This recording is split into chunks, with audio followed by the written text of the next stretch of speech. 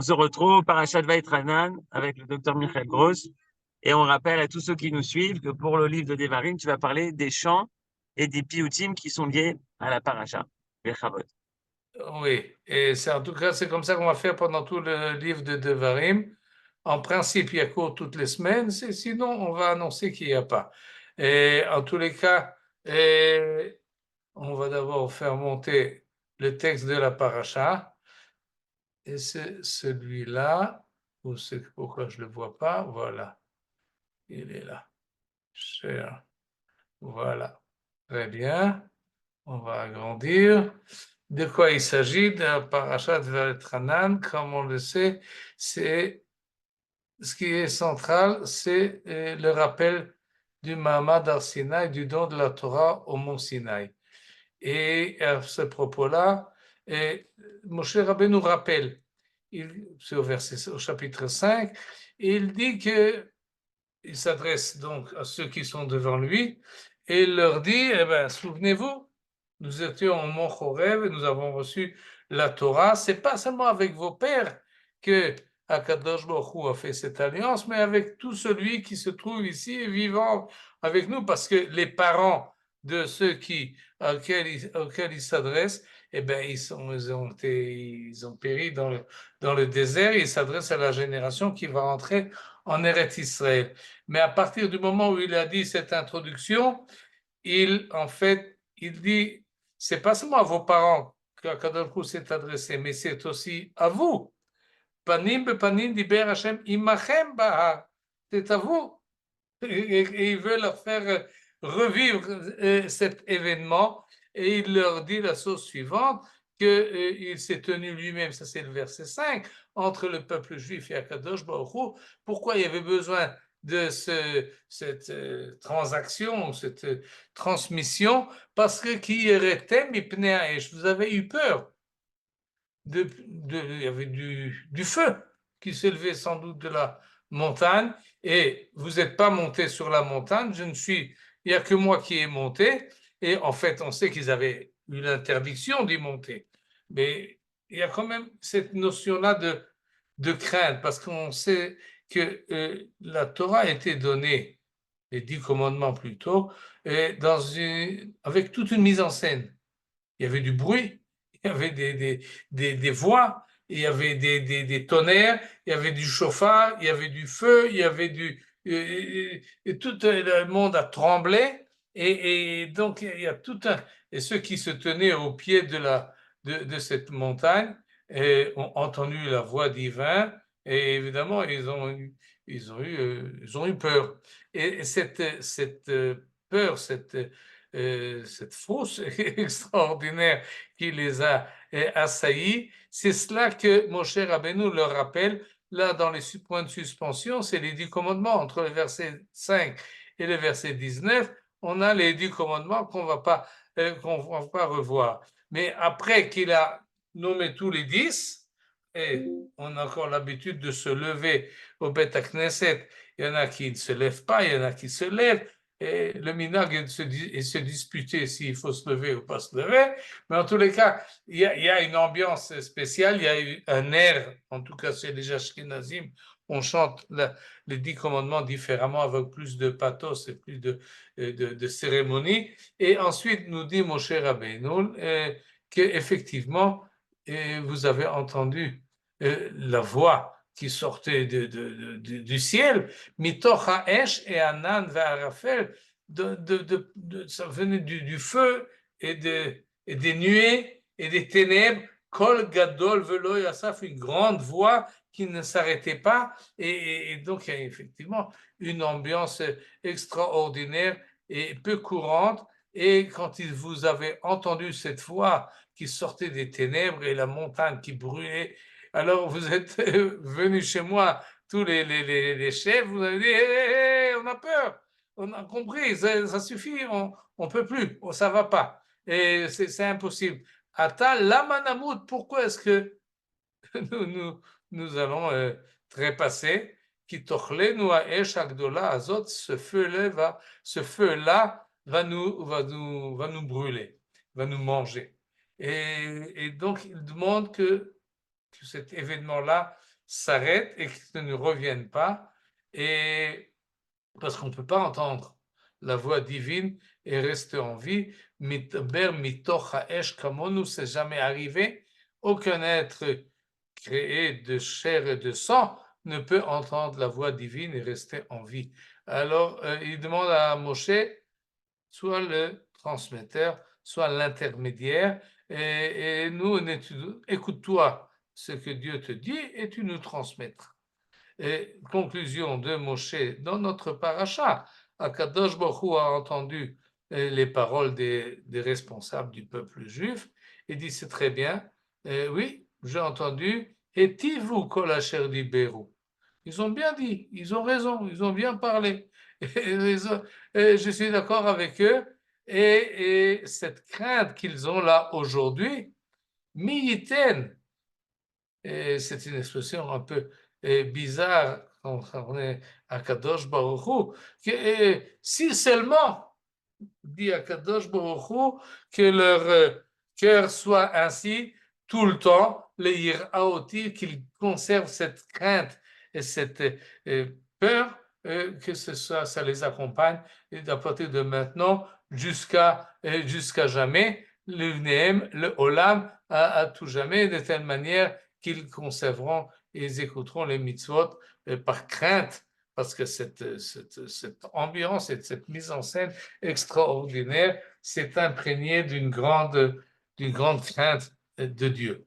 Et donc, conclusion que je conclue maintenant, intermédiaire, c'est que dans les 10 commandements, dans les rappels des 10 commandements, on peut dire qu'il y a deux choses.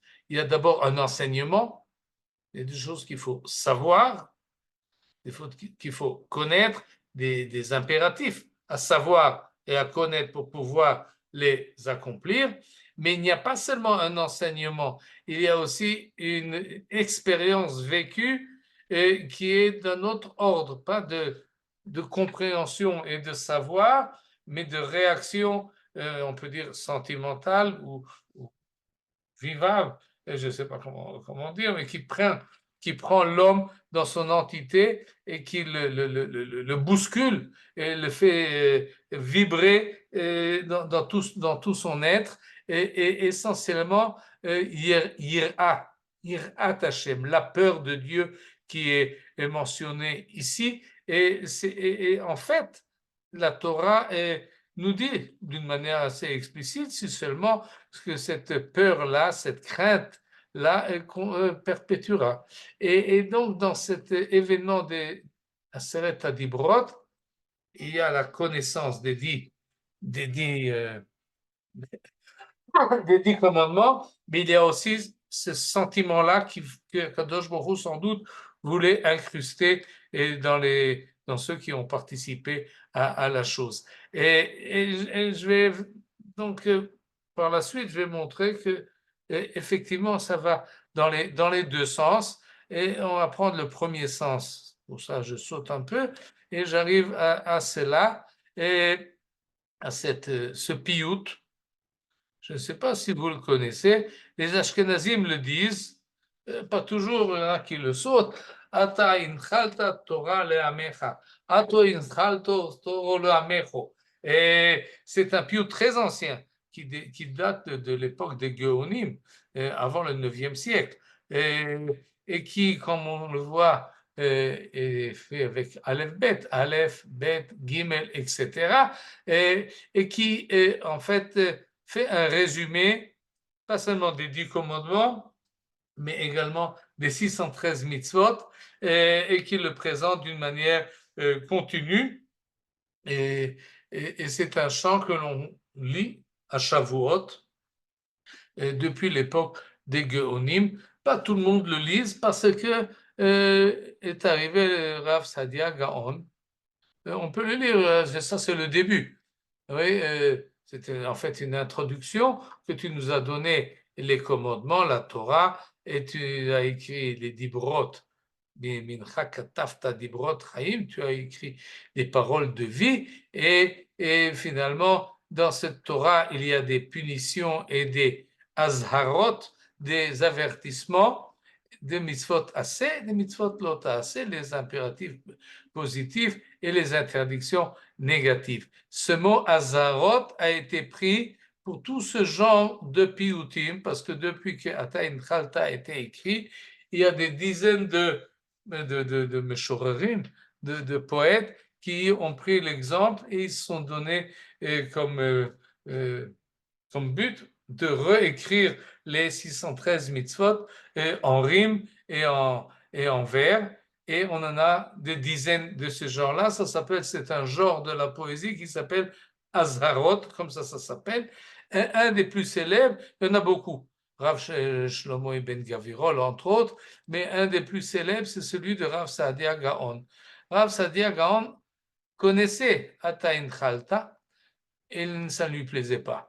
Il a sauté des mitzvot, il y a des mitzvot qu'il a oubliés, son style ne me plaît pas, et donc il s'est mis à écrire quelque chose à la place, parce que sans doute c'était déjà assez populaire et les gens voulaient, et voilà ce qui donc le psaume ou le piyut plutôt de Rav Saadia Gaon, qui commence Et Hashem Elohecha Tira, justement il commence par cette mitzvah-là, de la crainte de Dieu, Oto Ta'avot Betfila, et comme ça, il va prendre un à un tous les mitzvot, et il va arriver au 613, et pour compléter toute la liste, dans un ordre qu'il choisit. Vous voyez tout de suite qu'il ne choisit pas les 10 commandements et ensuite d'autres choses, il passe rapidement.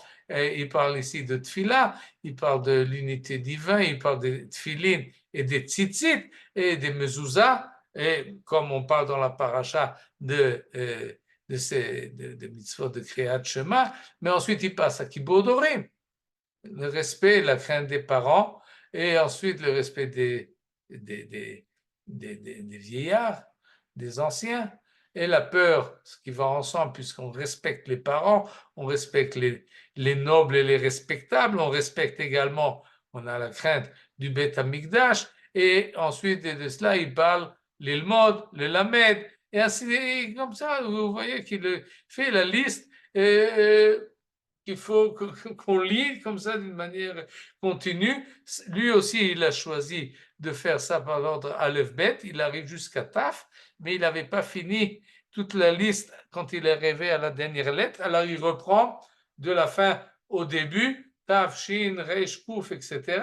Et jusqu'à qu'il arrive au 613. Il fait aussi de la rime. Et en fait, nous avons là un exemple de Piyutim du Rav Saadia Gaon qui a été très populaire. D'où est-ce qu'on sait qu'il a été très populaire? Parce qu'il est passé de Babylonie en Espagne. Et plus tard, lorsqu'arrivera Maïmonide, il dit, je connais ce genre de poésie. Voilà ce qu'il dit à propos. Chaque fois que j'ai eu l'occasion d'entendre ces genres de piyutim qui font la liste des mitzvot et qui ont été composés chez nous en Espagne, alors sa réaction de Maïmonide était Neheprut sirei alai mechamat masheraiti.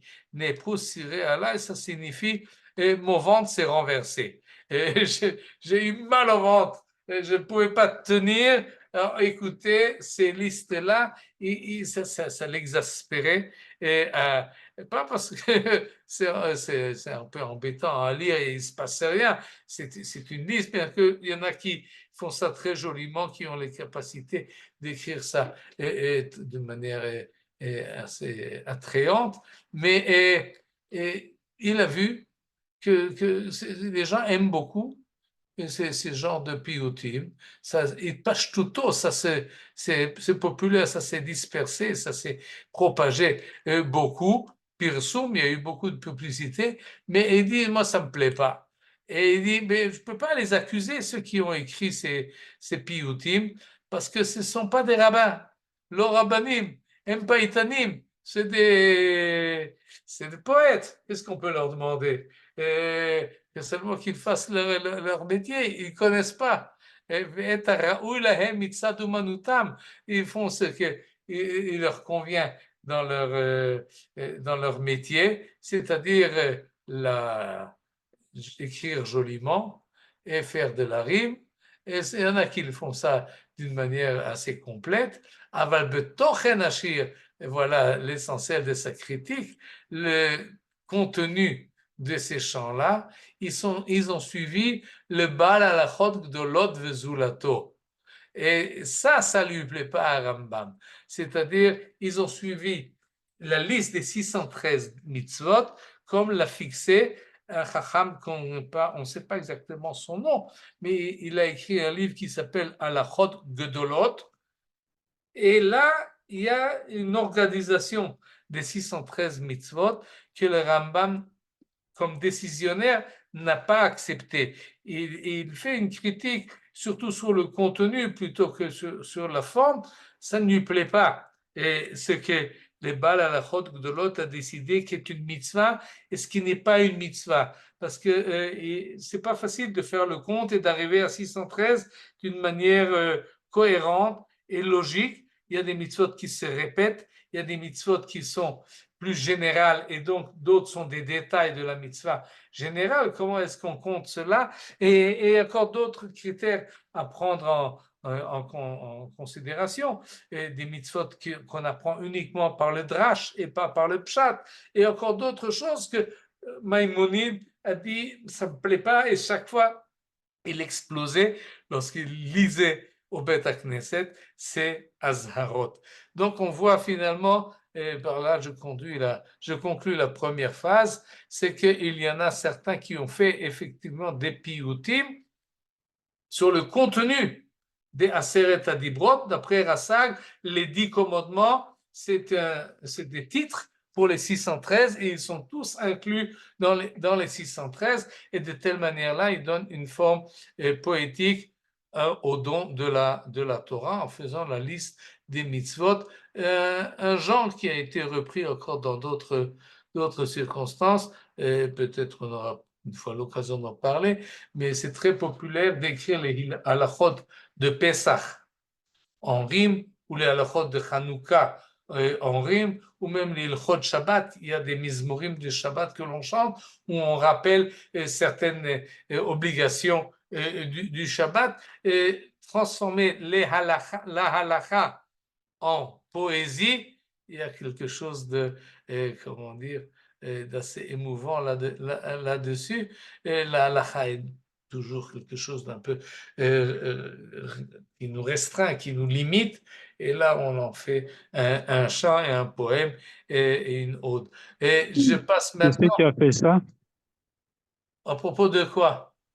De la halakha en poésie. Qui a fait? Et par Oui. exemple, le Rav que je connais, le Rav Ben Ishra et Rav Yosef Chaim de Bagdad, mais le Rav Kook aussi a écrit une poésie sur les halachot de Hanouka. Le Rav Shandoch a fait la même chose. Il y en a. Et il y en a qui aiment ça, et il y en a qui apprécient beaucoup de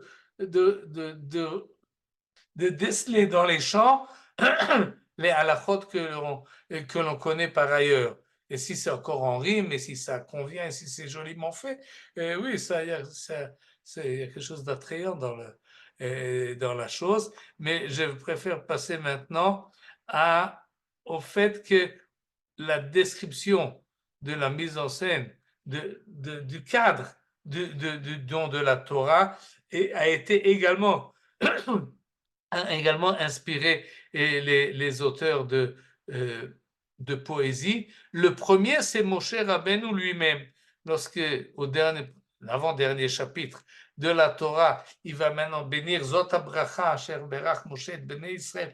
Il va bénir les Bnei Israël. Il rappelle le don de la Torah. Et voilà ce qu'il dit. Hashem misinaï ba, vezarach miseir lamo, ofia me'ar paran, Kodesh, Mimino, Ejdat Lamo, etc., etc. En fait, c'est une description du don de la Torah qui est poétique et qui ne convient pas, ou en tous les cas, qui ajoute à ce que on sait du livre de Shemot et du livre de Dvarim, de ce qui s'est passé. L'Éternel est apparu du haut du Sinaï, a brillé sur le Séhir, s'est révélé sur le mont Pharan, a quitté les saintes myriades qui l'entourent. Autrement dit, il vient du sud, il vient de l'est, il vient de l'ouest, et il vient d'en haut, avec dans sa droite une loi de feu, Eshdat Lamo, pour les Bnei Israël qu'il va maintenant bénir. Il nous fait Avant ça, il y a eu la Shira de Moshe, non? Pardon? Il y a eu la Shira de Moshe avant ça, non? La C'est-à-dire Shira de Moshe, tu fais allusion à celle qu'il a chantée quand il a passé la mer morte? Oui, Shira, ça veut dire c'est Oui, aussi une poésie. effectivement. Oui, Moshe était aussi, comme tous les prophètes, ils font de la poésie. Nous avons un prof à l'école Akiba qui nous enseignait la poésie et il nous a une fois dit, tous les poètes sont des prophètes. Et il y en avait dans la classe qui prenaient ça par une parjure et ils sont allés se plaindre au directeur. Et comment est-ce que le prof de littérature peut dire que les poètes, c'était Rimbaud, je ne sais pas quoi, qui nous enseignait, sont des prophètes. En tous les cas, les prophètes sont également des poètes, mais le Shirat Hayam, laissons maintenant de côté, parce que là, il s'agit d'un chant qui décrit le don de la Torah, comme si Akadosh Baruch Hu venait de englober le monde entier, et le monde entier était concerné par le don de la Torah. Ce qui se passe sur le mont Sinaï a une répercussion sur le mont Seir, sur le mont Paran. Il intervient même Rivevot Kodesh, c'est les myriades. Qui sont ces myriades-là? C'est les anges d'en haut. En tout cas, tout le cosmos, toute la création est présente dans le don de la Torah. Et c'est une vue, je dis poétique, parce que dans la description que nous connaissons de Parashat Yitro et de Parashat Vayetranan, c'est pas mentionné de telle manière-là. On a l'impression qu'il se passe quelque chose sur le mont Sinaï et c'est tout. Mais là, ça explose dans toutes les directions et cette idée-là est reprise par une autre prophétesse qui était également poétesse, et elle chante dans le 5e chapitre du livre de Shoftim. Il s'agit de Dvorah, Hashem betzetra miseir, betzadacha misde Edom. On va tout de suite le lire en français. Quand tu sortis de Seir, quand tu t'avanças de la région d'Édom, la terre frissonna, les cieux se fondirent, les nuages se fondirent en haut, les monts ruisselèrent à la vue du Seigneur. C'est le Sinaï tressailli à l'aspect du Dieu d'Israël. Autrement dit, et pas seulement il y avait le feu, et il y avait les voix, etc., mais il y avait un tremblement de terre, la terre frissonne, les cieux font, et tout l'univers participe au don de la Torah. Et là aussi, c'est dit d'une manière poétique, Arim nazlu mipne Hashem, ze Sinai mipne Hashem, Elohei Israël. Et c'est comme ça que sans doute a été retenu dans la tradition depuis Moshe jusqu'à Devorah. Mais pas seulement là, je fais un saut et j'arrive à la Gemara.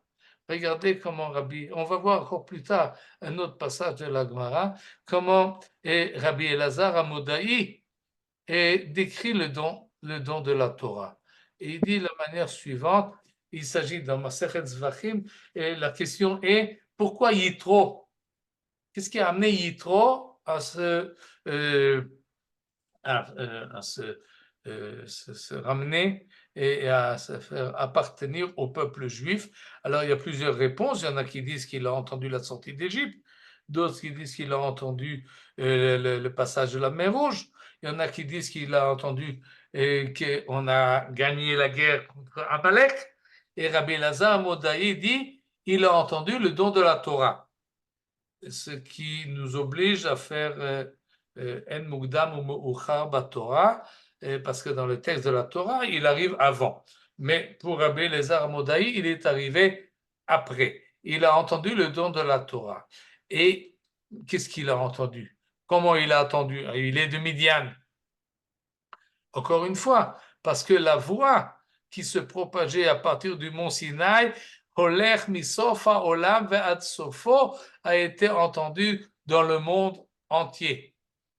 Le Chol Malché, là, il ajoute tous les rois, des Ovdei Kochavim qui étaient païens, ils ont commencé à trembler, à Chazatan Re'ada, Be'echalem, dans leur palais, et quand ils ont été pris d'un tremblement extraordinaire. Et comment est-ce qu'ils ont réagi? Ve'amrou, Shira, ils ont commencé à chanter.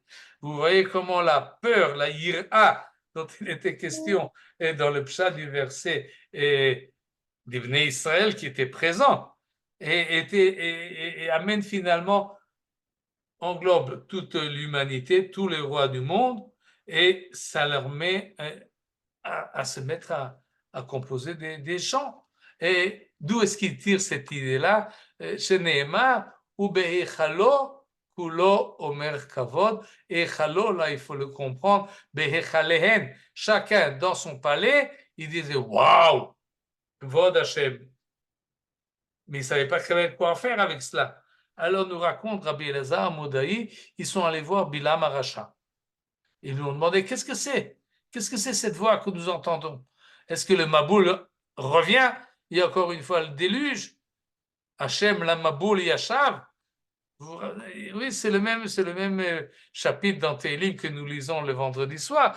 Mais là, il est mis avec un point d'interrogation. Est-ce que Dieu revient sur le Maboul? Qu'est-ce que c'est que ce tremblement de terre extraordinaire qui nous assaille? Alors il leur a dit non, n'ayez pas peur. Bilam, Vayeshev Hashem Melech Leolam. Kadosh Baruch Hu a déjà juré qu'il n'amène plus de Maboul, il sera le roi du monde. Il ne va pas détruire l'ensemble des êtres humains. Alors, qu'est-ce que c'est cette voix que nous entendons? Alors, Bilam leur explique, Chemda Tova, Yesh lo bevet gnazai. Il a quelque chose de très bon dans ses trésors.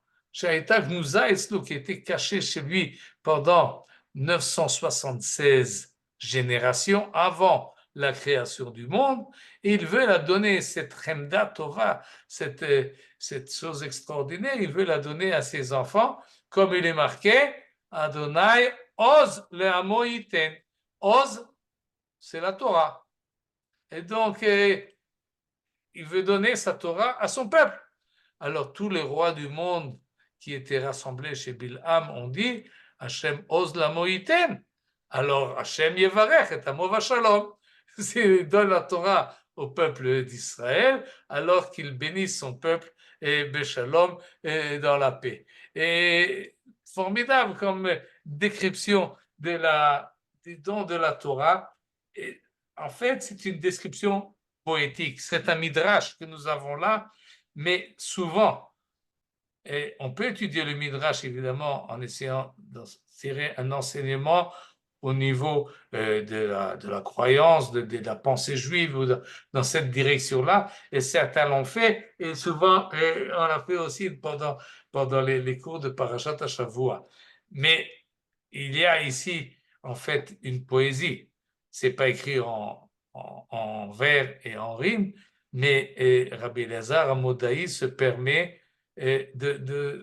d'extrapoler, d'imaginer, de décrire un événement, et il est intéressé, il veut que ce qui veut dire, c'est que le don de la Torah, c'est un événement cosmique, et donc ça concerne l'ensemble de l'humanité, et c'est quelque chose d'extraordinaire, et comment l'humanité réagit aux choses qui le dépassent en faisant shira, en faisant des chants. Hachem Oz la Moïten, Hachem Yevarech et Amov Shalom, et il prend le livre de Teilim et il le met dans la bouche de tous les contemporains de l'événement. Et vous voyez qu'il y a là un effort de littérature, en fait. C'est de la littérature. J'espère que ce n'est pas pris d'une manière péjorative. Mais Rabbi Elazar Amodaï, oui, il est créatif dans sa manière de s'exprimer. Et plus tard, après les Midrashim, mais certainement imprégné de l'ambiance, du souffle qu'il y a dans ces Midrashim, et pas tous, mais certains certainement, et on en a vu un la semaine dernière, maintenant on en voit un deuxième, qui vient pas ici seulement pour nous donner un enseignement de Torah, mais plutôt pour nous faire vibrer chez nous un certain sentiment d'exclamation et d'émerveillement. Et c'est en fait ce qui sort de cette description-là. Et maintenant, nous allons voir comment d'autres se sont exprimés. Un de ceux-là, Rabbi Yitzhak Ibn Giat. Là, on était en Babylonie. Excuse-moi, Michael. Oui. J'étais en train de voir, j'ai un petit livret du papa pour les Hazarot de Shavuot, et je vois qu'il y a aussi Gaon Yitzhak Bar Reuven, qui a écrit énormément de piyutim. C'est pas le même que celui-là là, dont tu parles maintenant? Peut-être, regarde, il y a ce piyut, Yom Ma'amad Sinai. Ça commence par Allo Allah Moshe le Rosh Hashanah. Et il s'appelle Gaon Rabbeinu Yitzhak Bar Reuven. Il a écrit énormément d'Hazarot. Oui, d'accord. Bon, je t'écoute. Très bien. Non, ça peut être un autre. D'ailleurs, oui, il y en a un autre, Rabbi Yitzhak. Et voilà, celui-là aussi, Yitzhak, bien qu'on ne sait pas exactement lequel c'est. Ah, alors c'est peut-être celui-là. Bar Reuven. Et peut-être, ça commence un peu différemment. Oui. Yom Yom Odé, tous les piyutim sont nommés selon le début de la première strophe. En tous les cas, c'est très répandu, les Hazarot. C'est un genre qui est très apprécié et qu'on emploie d'ailleurs à Chag HaShavuot. On le lit. Un d'eux, c'est Rabbi Yitzhak Ibn Giat. Vous voyez qu'il est du 11e siècle. 11e siècle en Espagne, au sud de l'Espagne, de Lucena. Et je ne sais pas si vous êtes à Lucena, c'est près de Cordova, Cordova. Dans le sud, une ville qui, à l'époque, au XIe siècle, était en grande majorité habitée par des Juifs. Et c'était une ville juive où, par exemple, le Rif, Rabbi Yitzhak Al-Fassi, a vécu en fin de sa vie. Et Rabbi Yitzhak Ibn Giat était rabbin de cette localité. Je ne sais pas quelle grandeur elle avait à l'époque. Mais en tous les cas, il était posek, il était kové à la faute. Et il a également écrit des piyutim. Il a également écrit des teshuvot, des responsables. Il a écrit également des explications sur la Torah. Un rabbin assez important d'ailleurs. Il est cité par ceux qui sont venus après lui et dans beaucoup de contextes, bien que ses livres à lui n'ont pas eu la chance d'être conservés, mais certains oui. En tous les cas, voilà ce qu'il nous dit. Yom Ma'amad Sinai et bo berayonai yimal'u motnai tsirim vechalchala. Lorsque le jour où, dans mes pensées, je pense à cet événement de Mahamad Ar-Sinai, ça remplit mes reins et de peur et de tremblement. Tsirim, c'est le mot qu'on emploie lorsqu'une femme va accoucher. Oui, elle est entièrement prise par cela et cette peur, chalchala, qui le saisit, c'est par cela qu'il commence son piyut et il continue par ramener l'ensemble du monde. Safon veyamin chal, au nord. Et yamin d'habitude c'est le sud. Oui, lorsqu'on a la tête orientée vers l'est, alors on a la gauche et on a la droite, le sud et le nord. Chal. Chal, c'est encore une fois trembler. Yam Ma'arav Zachal, la mer de l'ouest, se rampe. Kol Mimcha Dachal, tout a peur de toi. Hodecha Be'et Nigla, le jour où tu te dévoiles. La révélation fait peur. La révélation fait de la yir'a, de la chalchala. Il emploie le mot chal et dachal. Dachal, ça vient d'une expression en araméen. Bidchil ou rechimu, avec peur et avec amour, on sert à Kadosh Baruch Hu. En tous les cas, c'est encore une fois ce sentiment-là qu'il veut éveiller, qu'il veut conserver. peut-être à cause du Midrash, sans doute à cause de la paracha que nous avons vu. Chasinia shimcham malki befitrech ba'anochi hasu yetzurim ki lo yachlu mila. Et comme on dit aujourd'hui, un oiseau n'a pas sifflé, une mouche n'a pas bougé, tout le monde était pétrifié et à partir du moment où le roi du monde ouvre sa bouche et il dit Anochi Hashem Elohecha, toutes les créatures se sont tues. Kolcha kemosham'o sachu venichneu. Quand ils ont entendu ta voix, ils se sont aplanis à terre et ils se sont soumis. Zaou vegam naou. Ils ont tremblé, ils ont bougé. Mata vegam mala. En haut et en bas. Maintenant, qui c'est qui bouge en haut et qui c'est qui bouge en bas? Et peut-être qu'il veut nous dire, il fait allusion aux anges que Moshe Rabbeinu nous a déjà parlé, mais peut-être qu'il veut nous dire qu'il y a eu deux mouvements différents. Tout de suite, je vais le montrer. Un mouvement à la verticale, ça c'est Mata. Oui, à la verticale, on va en arrière parce qu'on a peur. Le Gammala, et on s'élève également vers le haut. Et je ne sais pas, mais en tout cas, c'est l'association que j'ai eue en lisant ce vers-là. D'une description, encore une fois, du Talmud, et encore une fois, elle semble être poétique. Ve'amar Rabbi Yoshua ben Levi. Kol dibour vedibour sheyatsa mipi hakadosh baruch hu nitmala kol haolam kulo besamim.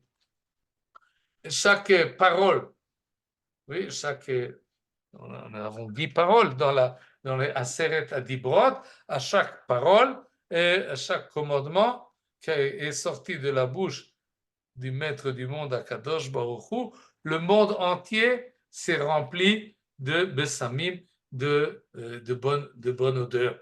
Et je ne sais pas comment. Les psalmines de la Havdalah, l'encens. Hein. Oui, des encens. Ouais.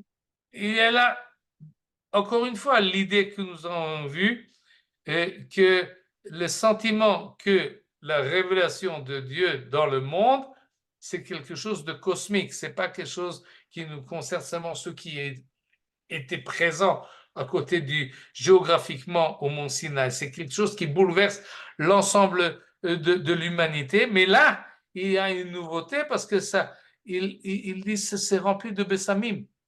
Mais on dit aussi que lors du don de la Torah, l'herbe a poussé, plein de fleurs et tout ça. C'est peut-être ça qu'il y a une référence à ça, non? J'ai pas entendu. Qu'est-ce qui s'est passé? On dit que lors du don au Sinaï, l'herbe avait poussé, les fleurs, enfin, tout était très beau. C'est peut-être ça, non? Ça va dans le même genre d'idée. Dans la même direction, oui. Oui, il n'y a pas seulement une peur. Il y a également dans le mot Bessamim, là, il y a quelque chose de positif, il y a quelque chose de sympathique, quelque chose d'attirant, avec les fleurs et la verdure. Oui, ça change un peu, ça s'ajoute bon. à la description mais c'est très sentimental finalement, oui. Ça sentait bon, ouais. Ça sentait bon. Ouais. Ensuite, il nous dit la chose suivante, le même Rabbi Yoshua ben Levi. L'idée de Raoult et Takolote, c'est aussi un peu poétique, si on peut dire. Il y a tous les sens, finalement. Il y a les 5 sens qui sont mis en branle. C'est déjà dans le chat. Quoi? Oui, non, il y a les 5 sens qui sont mis en branle, finalement. Il y a une vitalité extraordinaire qui s'exprime. Raoult et Takolote. Regardez ce que nous dit ici Yoshua ben Levi. Kol dibour vedibour sheyatsa mipi hakadosh baruch hu chazru Israël achorehem 12,000. À chaque parole, vous voyez qu'il s'exprime un peu de la même manière, il emploie la même formule, et là pour nous dire qu'à chaque parole, il y a eu un retrait. Ils sont allés en arrière, 12 000. Et 1000, c'est 1 km 200, si je ne me trompe pas, peut-être un peu plus. Ça dépend si c'est 1000 marins ou 1000 romains. Peu importe, en tous les cas. Et ils se sont vus, disons, c'est 1 km, 12 km en arrière. Et ils avaient tellement peur. Et qui sont à chaque dibour, à chaque parole, waouh! Et retrait, c'est invivable. Comment est-ce que je peux contenir la parole divine? Ils en ont écouté que 2 finalement. Oui, devant cette C'est ça. doucha énorme, Ouais. on est rapetissé, on est éliminé. Mais alors, comment ils sont revenus? Les anges, qu'on a parlé tout à l'heure, Malachet Sevaot, sont venus en derrière et les ont poussés, et ils les ont ramenés. Vous voyez la scène. Et encore une fois, Akadosh Baruch Hu dit Lo tirtzach, et les anges ramènent la personne. Et oui, c'est comme ça que Rabbi Yoshua ben Levi décrit la chose. Il a encore une autre description, c'est passé ici là en bas. Kol dibour vedibour. Alors ça c'est ça on voit, ça j'ai déjà dit. On va l'enlever. Voilà. Kol dibour vedibour. שיצא מפי הקדוש ברוך הוא, היא יצתה נשמתן של ישראל. Leur âme s'est envolée. Et comment ils ont continué à vivre? Ben, il y a eu de la rosée qui permet de revivre. Ces descriptions-là, j'appelle ça ici maintenant, qui sont poétiques, c'est des descriptions que le poète imagine et qu'il veut s'exprimer. Il veut dire quelque chose d'extraordinaire, il veut dire quelque chose... C'est le lyrisme total. Hein. Oui, oui. Et en fait, et il y a des midrashim, et bien qu'ils se basent sur des versets, Sheneeman, Nafshi, Yatsa, Bedabro, etc. Il y a des versets qu'on peut tourner dans ce sens-là et s'en servir, mais encore une fois, c'est une manière d'expression, c'est une manière des Chachamim de l'époque de la Mishnah et du Talmud pour dire une idée, et c'est pas toujours une idée intellectuelle, c'est des fois une idée poétique, une idée sentimentale, une idée subjective qu'il veut exprimer.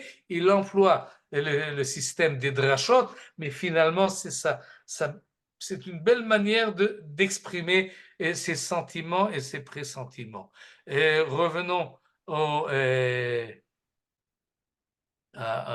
Piyutim. Où on était? On en était là. Oui, de Rabbi Yitzhak Ibn Giyad, l'espagnol du sud de l'Espagne, et qui lui aussi a signé son nom dans les premières lettres des strophes, et il nous dit finalement Chai el ktsot godlecha mi yaroch mulach ki en techila lach gam en lecha tichla. Et ouais, ça rime. Godlach mulach lach tichla. Là aussi, zot bechazot libi יחיל כמו במו קרבי, אפחד ויבוא בי, רעד ובהלה. קושר מזימתי, חוקר אלומתי, רוחי ונשמתי, תודה לך סלע. Oui, c'est bien rimé, quoi. C'est bien rimé, c'est bien construit. C'est un peu, des fois, c'est difficile à comprendre, mais vous voyez là, encore une fois, cette phrase. Le sentiment qu'il exprime essentiel, c'est la peur. La peur, oui. C'est le tremblement, c'est l'énormité devant la situation qu'il exprime de cette manière-là. Et oui, la grandeur divine qui peut se poser devant cela, quelque chose qui n'a pas de début et qui n'a pas de fin, devant cette énormité, devant le sentiment de l'infini, et on ne peut qu'avoir qu'un sentiment de peur et de... Mais quand même, d'épouvante. Finalement, oui, mais il finit, Ruchi venishmati todelecha. Mais c'est une peur parce que nous sommes de chair et de sang, mais notre âme et notre neshama, eux, Dafka, ils sont justement, ils sont contents, ils sont assouvis de la présence divine. Alors, moi, j'ai peur, mais Ruchi venishmati sont reconnaissants. Un autre païtan, on a encore un peu le temps, on va voir ça rapidement. Vous savez quoi, ce qu'on va faire? Je vais essayer, je vais voir si ça va marcher. On va l'entendre en musique. On va oui, c'est bien ça. je vais voir si ça marche, ça va marcher.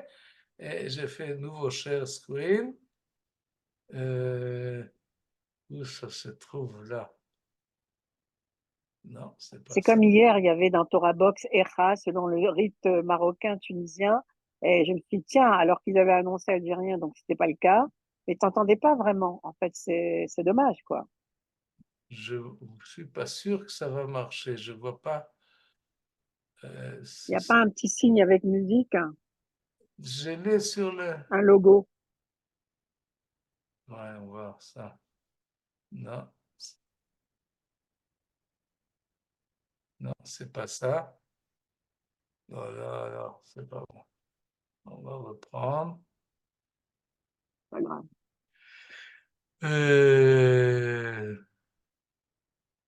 Non, je n'arrive pas à le faire. Mais tu peux chanter si tu veux. Ah ouais, Il va faire la version achetée. Alors. j'ai un instant. On est prêt à tout. Ouais. Oui, bien sûr. Oui, très bien, tu as du courage. Ah, ben un instant, si je le mets là. Voilà, vous voyez quelque chose? On voit ton visage pour l'instant. Ah, parce que c'est sur le même. Et maintenant, vous ne voyez pas ça? Non. Non, ça ne va pas. Non, je vois que ça n'ira pas. Parce que c'est sur le même. C'est les deux sur Google, alors je dois choisir qu'est-ce que. Ah, si, peut-être. Peut-être ça va aller.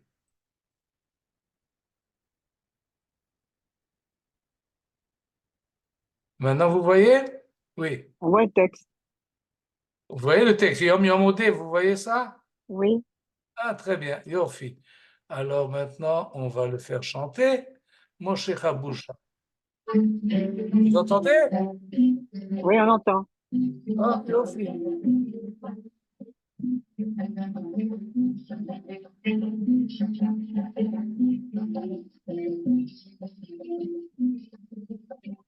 Tout de suite, il va commencer.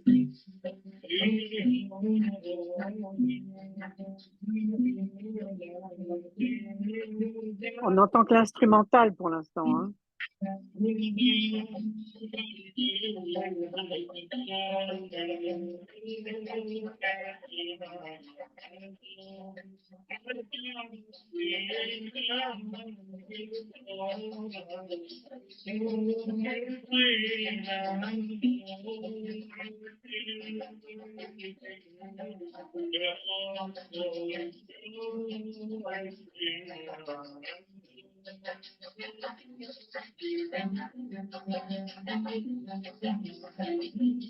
On n'entend pas bien, Michael, tout ça.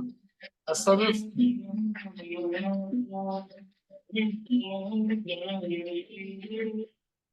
Bon. Vous entendez pas bien? Non, c'est-à-dire qu'on n'entend pas le phrasé, enfin le phrasé, enfin on n'entend pas les paroles de ce chant, quoi. Ah, On bon, entend on entend un petit coup de comme de musique. luth ou de guitare, quoi. Enfin, comme Ah, les chansons ladino, quoi. ok. Non, Mais c'est. enfin, c'est pas grave. Je vais essayer.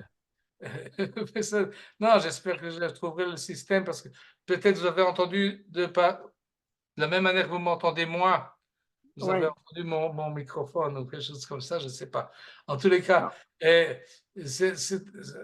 celui qui chante, Demande à Aaron la prochaine fois. Enfin, oui, comment il s'appelle?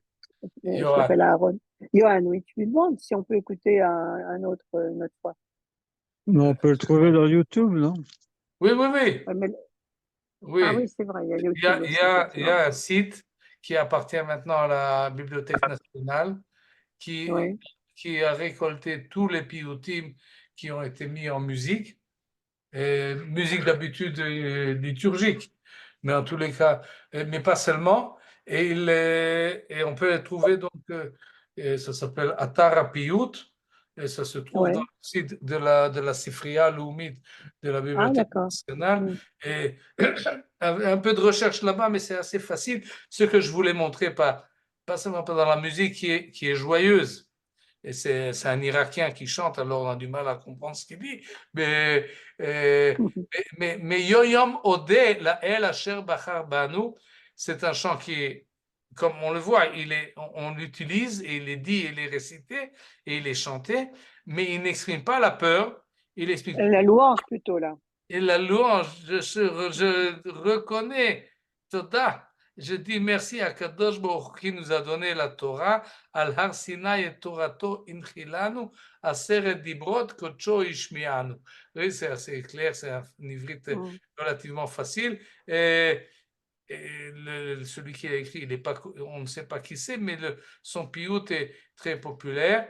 Et lui aussi, il mentionne les Tzava Marom Rebotaim Yardou. Il rappelle que les anges sont descendus du ciel. Une idée qui est reprise dans le Midrash, qui est allusionnée déjà par Moshe Rabbeinu, mais qui en fait vient exprimer très bien et tout l'énormité de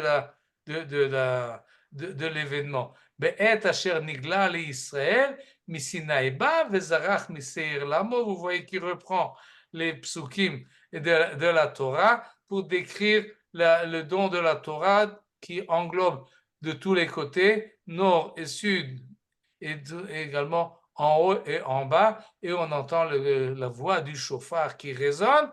Harad veragaz ar Sinaï, et il ne peut pas s'empêcher de dire que le mont Sinaï a tremblé et a eu peur et été, comment on dit ça? J'ai oublié un terme en français, et apeuré en fait, et lorsqu'il est arrivé l'occasion de donner la loi à Israël par Moshe Neeman Beito, Vesham Ain Be'ain Ra'ata Enenu, nous avons vu de nos propres yeux la sainteté divine, Kadosh Ke'az Tigale Malchutra Alai.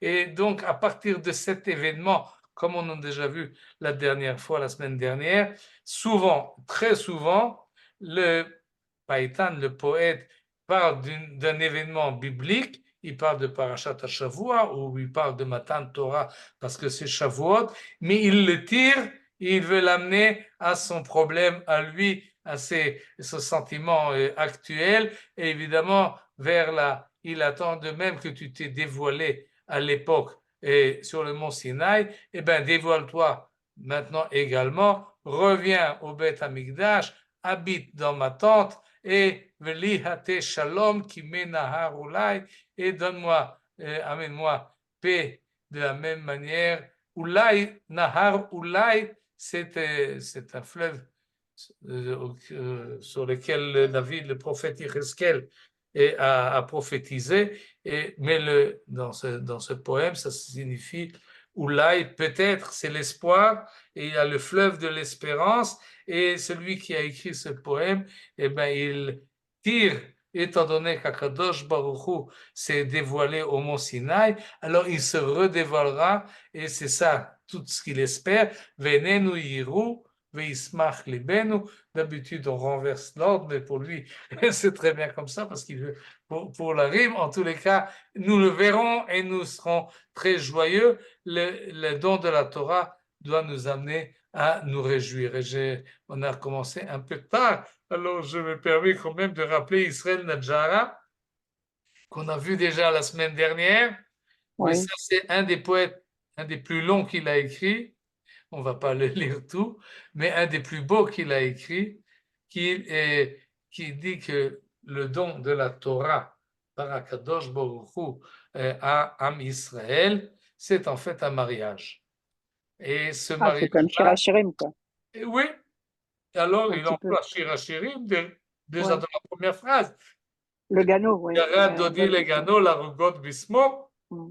Mais il décrit ça comme un rapport, comme un homme à une femme qui s'embrassent et qui rentrent dans la choupa ensemble, et les srafim ophanim, les anges qui sont tous autour, c'est les invités et les amis du marié et de la mariée, et ils beyom chatunato ou beyom simchat libo, le chatan arrive, la kala arrive, et ils se font l'un à l'autre beaucoup de compliments. Et c'est pour toi que j'ai quitté Hamoné, Mala, Vechelam. Akadosh vous quitte les anges, les myriades qu'on a vus tout à l'heure. Pourquoi? Pour sa fiancée. Verastichlli leolam, et je serai fidèle à toi et à jamais. Et elle dit, oui, je suis d'accord, je t'aime beaucoup. Ishakeni min shikot piu. Elle attend, elle attend. Oui, oui. Et il faut le dire, on n'a pas parlé la semaine dernière, mais d'abord, il est très créatif, Israël Nadjara, mais il n'a pas peur. Il est assez osé dans ses descriptions et d'ailleurs, il a été attaqué entre autres à cause de cela. Mais ses convictions, ses sentiments sont purs. Il parle d'Am Israël et d'Akadosh Baruch Hu et d'une choupa qui est en train de se tenir. Et donc, vous voyez comment je saute là.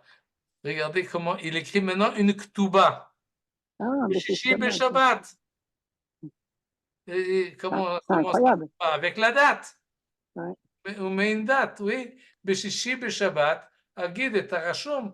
Et le 16e jour du mois de Sivan, quelle année? Bishnat 2446 לבריאת העולם, comme on lit dans la Ktuba, le 6e jour du mois de Sivan, en an 2446 de la création du monde, le compte que nous comptons aujourd'hui, le Minyan Shanu Monim, il a pris la Ktuba et il en a fait un traité de mariage entre Akadosh Baruch Hu et Am Israël, et on a vu comment le Khatan, qui est des compliments au Khatan, a dit à la Kala, Yakara, Niima, etc., et lui a promis d'être la meilleure des femmes et qu'il soit, elle sera pour lui sa femme Yamim Rabim, et Heveli le Intu Kedat Moshe ve Israël.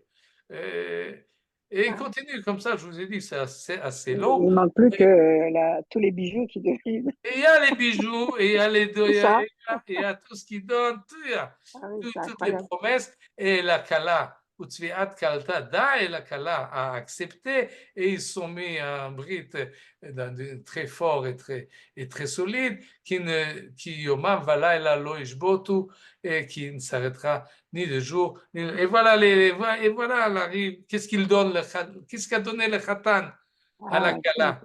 Eh bien, il lui a donné la Torah. Il lui a donné Sifra, Vesifri, Vagada, Vesosefta, la Torah chez Birtav et la Torah chez Be'alpé. Et en plus, il lui a donné les 248 mitzvot assez. Et ensuite, il lui a donné les interdictions 305 mitzvot assez.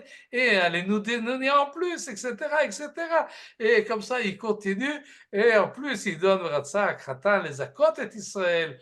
Et leur dit, il a pris sur lui, de même que le Khatan prend sur lui de donner à manger à sa femme, de la vêtir et de s'en occuper, de la protéger. La même chose, notre Khatan, il s'agit d'Akadosh Baruch Hu, va envelopper la Kala de toutes les bontés possibles et tout ce qu'elle, et de tous ses bijoux, etc., etc. Et finalement, on parle également de la dira, parce qu'il y a des choupotes où il faut mentionner quel est l'appartement qui a été donné à cette occasion. Et à ce moment-là, il dit, va dira Torah bekeren zavit meona. La Torah est déposée dans chaque. C'est une expression du Talmud pour dire que quand on demande où est la Torah, eh bien, elle est là. Elle est là, bekeren zavit, elle est, sa maison est dans tout coin. Tout celui qui veut peut étudier la Torah. Et finalement, Mimidbar Matana, et il se promet de ne pas prendre une autre femme, uniquement celle-ci, et il lui sera fidèle et n'en cherchera pas une autre, et il ne l'abandonnera jamais, et il n'ira pas voir dans d'autres contrées s'il y a quelque chose là-bas. Venishba Khatan Lekayem Kol Devaro, il a promis, etc. Et on arrive finalement, Ismach Khatan Kala, Lekachalo Legoralo, Ismach Lev Kala, Beval Nourea, Vetomar Lemalo, Ashrei Ha'am Shekachalo. Il est très long, ce poème. Oui, il est long, on l'a passé rapidement, mais finalement, on a vu que Merci d'avoir visionné cette vidéo. Je vous invite à vous abonner à notre chaîne InMode pour plus de replays, de conférences, de cours, d'interviews. Cliquez sur le bouton juste ici et vous êtes abonné à l'InMode. À très bientôt.